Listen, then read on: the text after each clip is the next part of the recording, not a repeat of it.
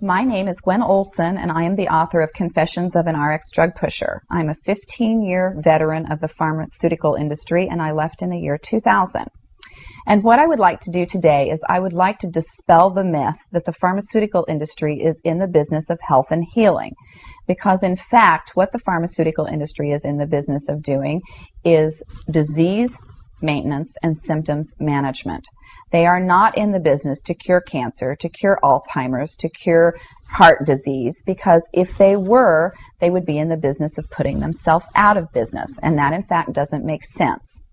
I don't want people thinking that I am a conspiracy theorist, because in fact there is no theory behind what I'm telling you. It's all provable. And what I'm saying is provable is that the pharmaceutical industry doesn't want to cure people. You need to understand, specifically when we're talking about psychiatric drugs in particular, that these are drugs that encourage people to remain customers of the pharmaceutical industry.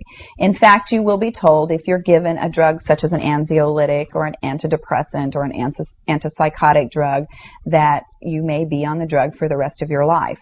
And very frequently people find that they are on the drugs for a very long period of time, if not permanently, because they're almost impossible to get off of. Some of them can have very serious withdrawal symptoms, and most of them can have extremely serious withdrawal symptoms if they're stopped cold turkey, but some people even experience withdrawal symptoms when they try to titrate or they try to eliminate the drug little by little, day after day. So it's really important to understand the motivation behind all of the current maintenance drugs that are on the market, even, for example, drugs such as cholesterol-lowering drugs. And what we are in fact finding now is that cholesterol drugs are lowering cholesterol excessively and causing other disease states as a consequence.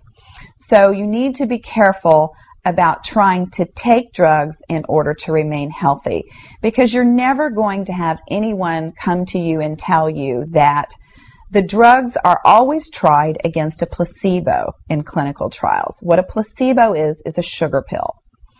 And in fact, many drugs are not found to be much more efficacious than the sugar pill.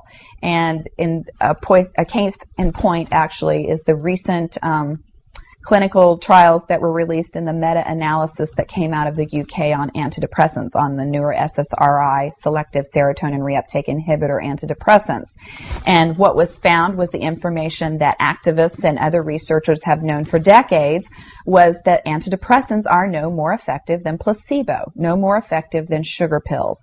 But yet there are over 44 million people that have been taking these antidepressants, and a large number of them people that have mild to moderate depressive episodes. In fact, they prove that the antidepressants were not effective in anyone with the exception of some of the most severely depressed patients. And I can tell you from personal experience that there are a number of things that depressed patients can do to improve their mental status aside from drugs that are quite effective, and in fact more effective than placebo.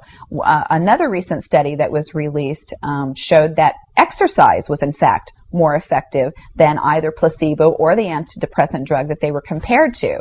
But just like Bill Maher said in his show, you know, we're never going to hear any ads on television that are sponsored by anybody saying, you know, the New England Journal just announced that exercise is twice as effective as antidepressants in curing depression. Ask your doctor if getting your butt off the couch is right for you. You know, you're never going to get that kind of good information, fair, balanced information, as long as pharma is funding the major TV stations, the advertising that supports those television stations, the major journals, and all of the advertising that supports the major journals. You just have to be commonsensical people and understand that the pharmaceutical industry makes 5 to 6 times the amount of money as any of the other Fortune 500 companies in the United States of America. They are not not going to easily or readily give up that income. And we are, in fact, considered a human commodity.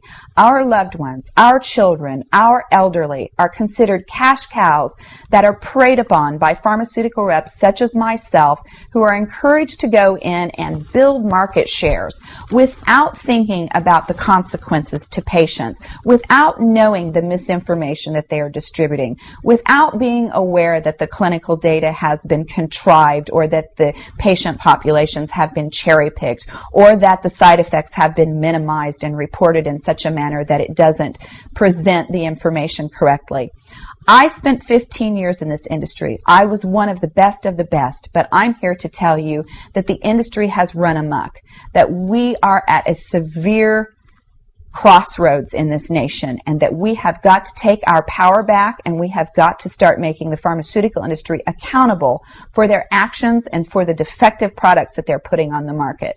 It won't be long before every American is affected by this disaster, and we need to be aware of what the differences are between diseases, between disorders, and between syndromes. Because if it doesn't have to be scientifically proven, if there are no tests, if there are no blood tests, CAT scans, urine tests, MRIs, if there is nothing to document that you have a disease, then you in fact do not have a disease, you have a disorder, and it has been given and has been diagnosed pretentiously, and you need to get yourself educated and understand that there are options, and those options are much more effective than drugs.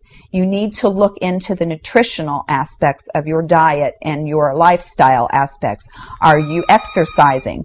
Are you taking care of yourself in the ways that you need to be proactive about your health? Because once you start down the road of taking one prescription drug on top of the other, you will be a lifelong customer for the pharmaceutical industry, and your choices will be truncated. So I would like to ask you to please self-educate, be proactive, and share the information with others.